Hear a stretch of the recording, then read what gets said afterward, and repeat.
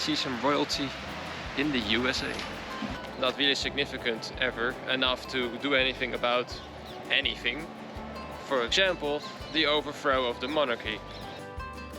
Aloha! Welcome back again. I'm the Clueless Traveler, and in this episode we're gonna explore how a monarchy is part of the United States. Well, right now we are at Queen Emma's Summer Palace, which is a bit up country.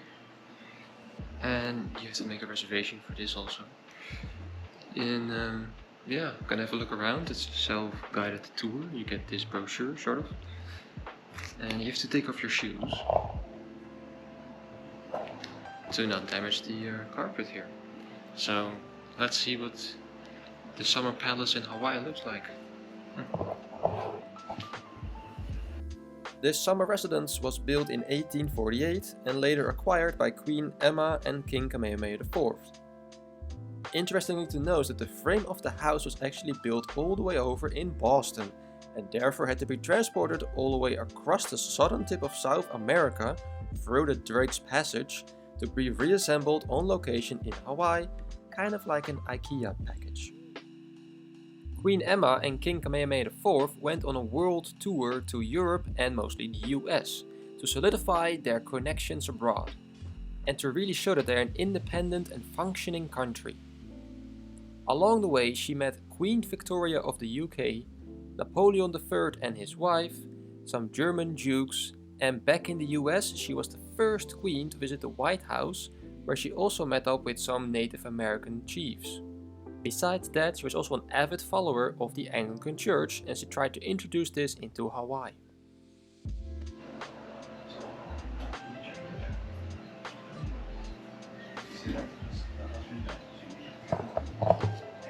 So this entire thing is made from bird feathers, the size of this, like normal sparrow-sized birds. It's incredible. They would capture these birds, not kill them, but capture them, and then they would just pluck a couple of feathers, release them, and get another one, until they made this entire thing.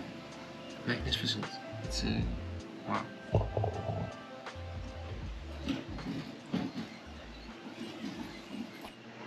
So what we can see over here is the Hawaiian royal dynasty. So here's Kamehameha the Great. He had several wives. And then his lineage goes to the second, the third Kamehameha, and the fourth, and then this should be technically the fifth, I guess. Oh no, here's the fifth. Oh yeah, fifth. And this is the youngest generation. So overall this whole place has a little bit of Victorian style. They were of course introduced to this European style of monarchy and everything, so it really appealed to them. So here we have the piano from Dresden, from Germany. And back then the Prussian dynasty, the German royalty, everything was very well known and they wanted to look like that. So that's why many things they look a little bit European with a Hawaiian twist. So here we have the bedroom of the young prince who died at only 4 years old, and he got a little shirt from the fire department, and here he is on the fire engine because he wanted to be a fireman when he was older. And this is a typical hat, traditional hat. It's made from roots of the EA roots. It's a Maiole helmet. It's a helmet sort of decoration. And yeah, he just died when he was 4. But all the furniture here is made of local wood sources and not from outside.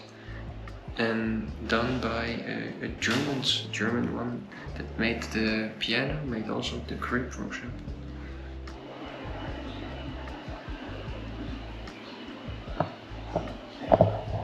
Then here we have sort of royal oahu. They wear them around their neck, and they're made of different feathers of different birds. So these are parrots and geese and other geese and ducks. And here we have a blade. The edges are shark teeth. You see the side of the shark.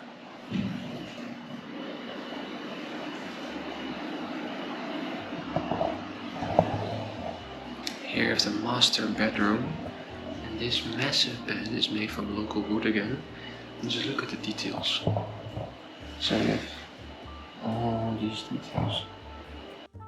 Koa wood is a specific wood type from Hawaii only, and it can be found in instruments, surfboards and also furniture. The Hawaiian royalty would often collect and send koa wood all across to Europe for European craftsmen to build something out of it, and then they send it back to Hawaii for it then to finally be assembled. So it's European design with an Hawaiian twist. So here you have the so-called parlor. Parlor is the place where they visit, where guests visit, and they have parties or something, or just relax and have drinks. Apparently they did it a lot. She was very outgoing and outspoken, and she traveled also a lot to other islands, and she traveled also abroad a lot, and she got some interesting gifts. So here we have a necklace of tiger claws from India. Here we have a bracelet from the Duke of Edinburgh with a, I think it was an emerald stone in it. And here we have a bracelet with a hand-painted picture of Queen Victoria and a lock of hair in it. So you can see there a little bit of hair. That is the hair of Queen Victoria. So it's quite interesting. And of course also here we have a piano and some portraits here and there, and a mirror. And also they got this thing from Napoleon. This is a stereoticon,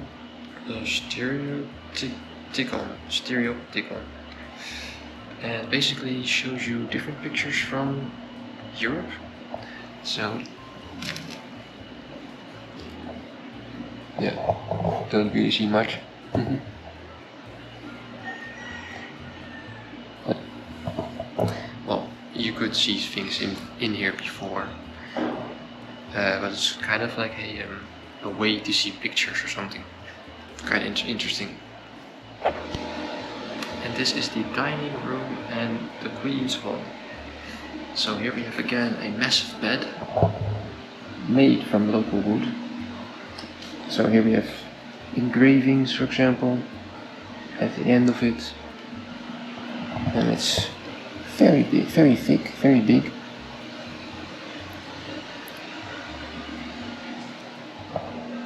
And the most important piece here is this very big, well, I think it's a, how do you call this? It's a hutch. It's officially called a hutch.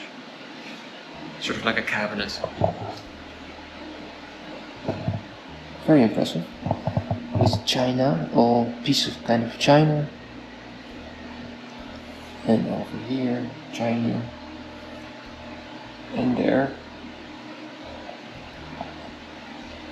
So very beautifully done. All these pieces.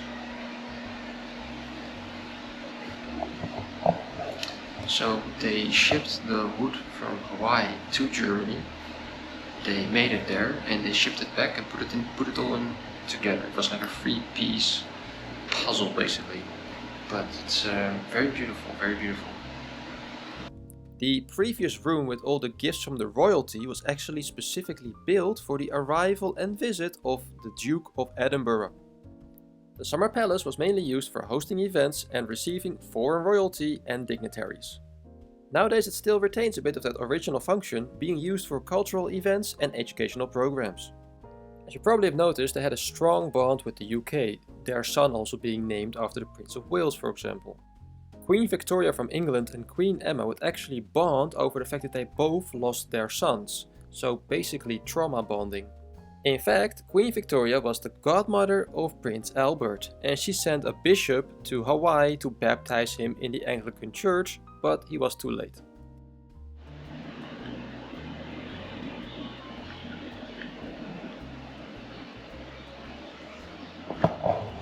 So here we have a christening vessel sent by Queen Victoria to baptize the prince. The irony of the story is that this thing arrived after he died and unfortunately could not be baptized on time. But it's pretty big.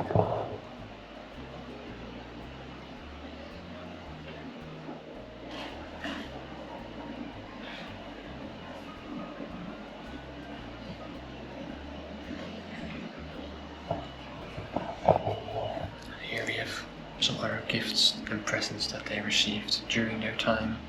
Asian presents, Western presents, various things. So here we are on the outside of the palace. They chose this location for the fact that it is nice and cool in this little valley over here. It's a bit up from Honolulu, so they wanted a place that was a bit cooler from the Honolulu heat. And this is the outside.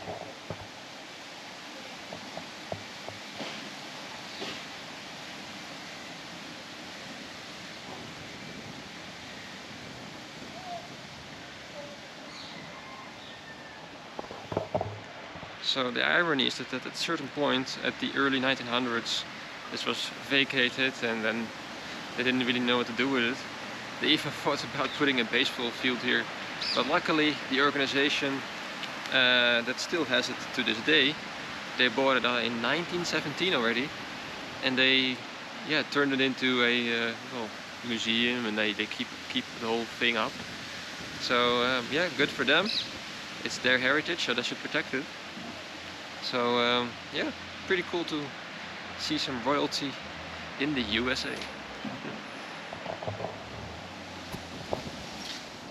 So right now we have made our way towards the Iolani Palace, which is the only palace in the entirety of the United States, because Hawaii is the only place where royal buildings are in the United States.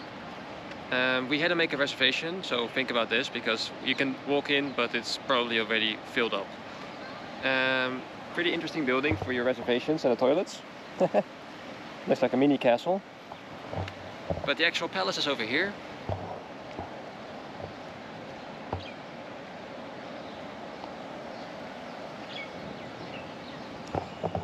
So they have decorated everything, of course, in the Christmas spirit with those lanterns.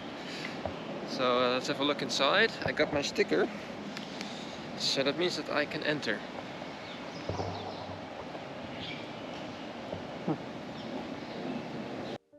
The first Iolani Palace started off as an estate built in 1845, and it was used by King Kamehameha III after he moved the capital of Hawaii from Lahaina to Honolulu. After a couple of decades, the Kamehameha dynasty was replaced by the Kalakaua dynasty, and they demolished the estate to replace it with the current Iolani Palace built in 1879. King Kalakaua and his predecessor were the first monarchs to travel the world, and thereby they learned about the traditions and customs of the European monarchs. They hoped by incorporating much of their customs and style that the other monarchies would take them more serious as a kingdom. But all this effort would be in vain, because barely 15 years later the Queen Liliuokalani was kicked out of the palace because the monarchy had fallen.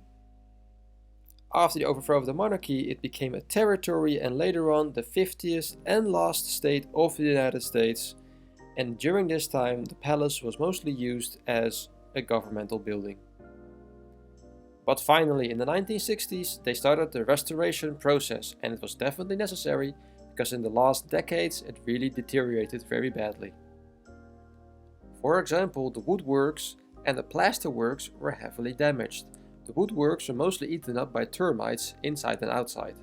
Therefore they had to actually hire and look for specific craftsmen from all over the world and fly them in to do the job. One of them was an Italian man who was already pensioned. Many times they had to completely copy and remake wooden structures, ornaments or plasterworks. And then there was the next problem, which was finding the interior again, because this was all auctioned off. And the personal belongings from Queen Iolani were also auctioned off, but this was by her wish, because she wanted this to be donated towards an orphanage. Nevertheless, the restoration team looked in every crook and cranny inside the US to find every lost artifact, and they did a pretty good job, as you can see.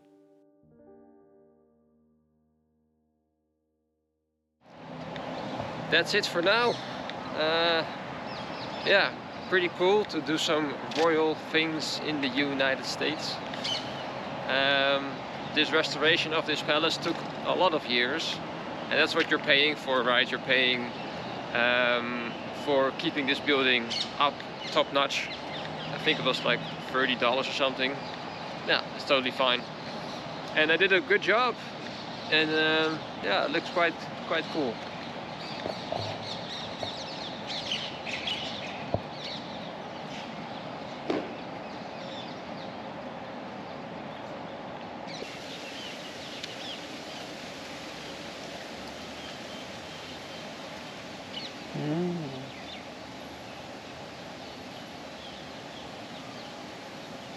Wow. Okay, so this is a kapu, or kapu is basically the Hawaiian version of a mausoleum. And this is where King Kamehameha II and his wife Queen Kamamalu are buried, and they died in England actually in 1824.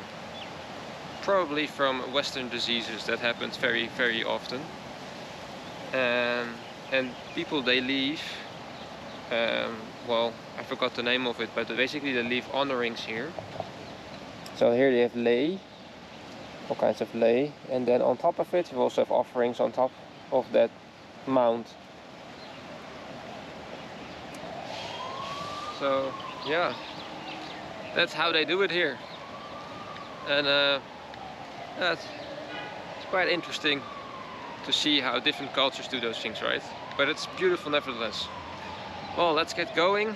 My parking was exactly for 2 hours, and now it's basically 2 hours later. So I planned it good, I think.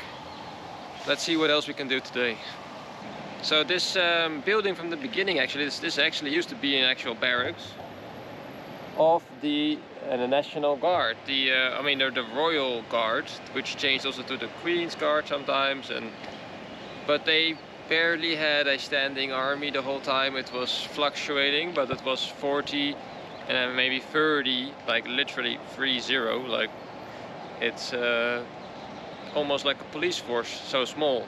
And it went up and down a little bit, but it was basically not really significant ever, enough to do anything about anything. For example, the overthrow of the monarchy. Now the main question is, why was the monarchy overthrown?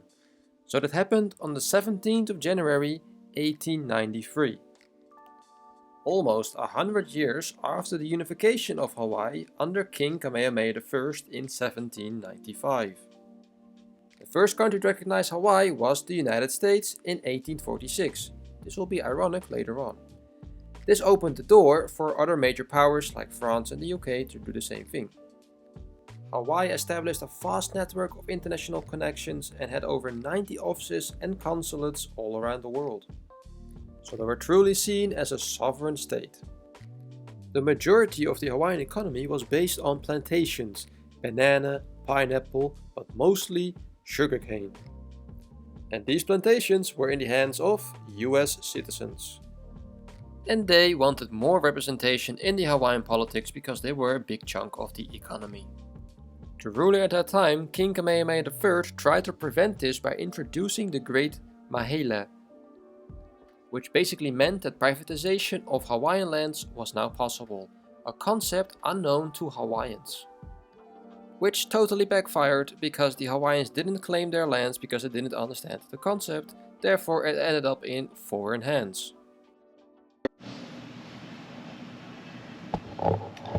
So this is the island of Oahu, and we are at the moment here in the top. So the province, as they call it, is a moku, and then we are in the Ahupua'a, specifically of Kahuku, I think it's called, which is another region within that sort of province, and they are all administered by others, usually, well, originally. So today they're trying to incorporate the new and the old together to learn from it. Very smart. So as you can see, it was divided in 3 ways, in 3 sort of regions, starting from the mountains, then down to the valley, and then you had the ocean. And the mountain part was called the Mauka, and then the valley area was called Kula, and then the ocean location was Makai.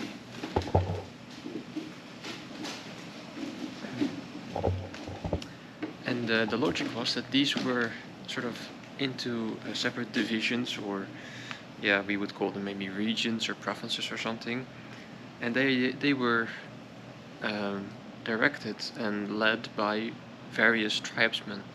So you had tribal heads or chiefs, sort of, that would have their own respective area to organize and to direct and everything, and went all the way down to the ocean. Basically, there was the different levels, so you had per level you had different sort of chiefs that would organize and deal with their respective area. Very, very smart. They were called Ahupua'a. Something like this, Ahupua'a. And they were a region within a sort of province.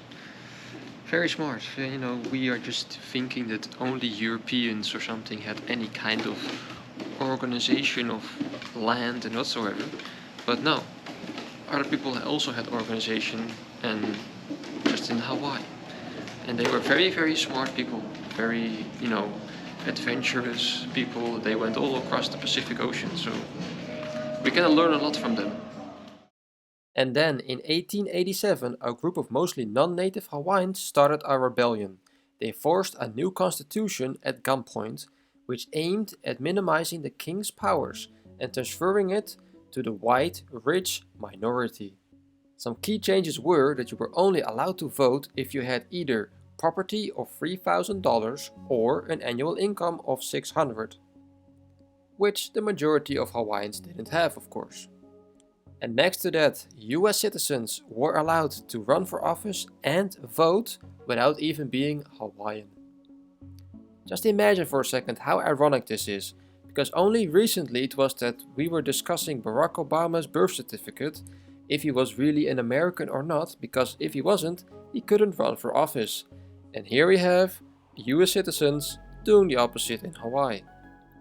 And just a mere 5 years after this massive power shift, the gears to overthrow the monarchy were put in motion by a group called the Committee of Safety, led by mostly non-native Hawaiians. Led by Lawrence Thurston and Henry E. Cooper, whose sole purpose it was to overthrow the monarchy. And then on the 16th of January 1893, Marshal of the Kingdom Charles B. Wilson was tipped off about an impending overthrow of the monarchy by the Committee of Safety.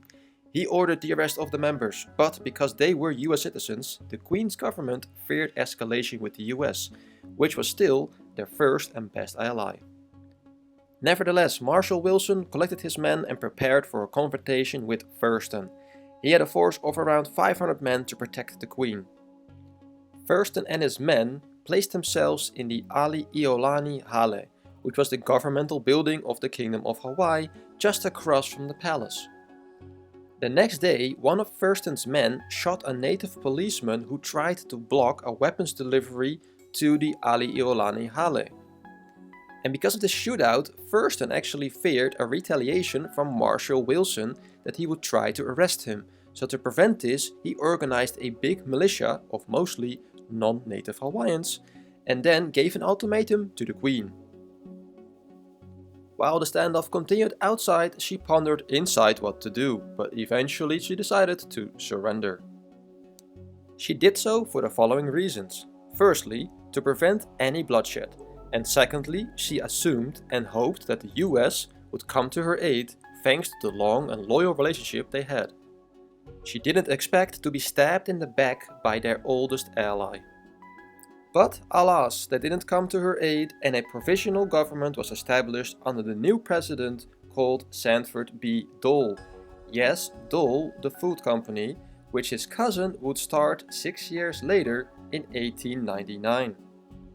After the overthrow, the Republic of Hawaii was officially established by the Committee of Safety, and they made an official request with the US to come and help safeguard US interests on Oahu, under the false pretense of a peacekeeping force against potential anarchy. Hence, the US sent the USS Boston with 160 men to do so. Because the US Secretary of State, John Foster, was actively working for an annexation of Hawaii, so he was delighted to help the insurgents. His logic being that Hawaii was too weak to defend itself from colonial expansion, specifically Japanese expansion, so taking Hawaii first would be strategically important. But the president of the time, Grover Cleveland, who was a stark anti-expansionist, called for an official investigation. The so-called Blount Report officially concluded that the US illegally aided and facilitated the overthrow of the monarchy.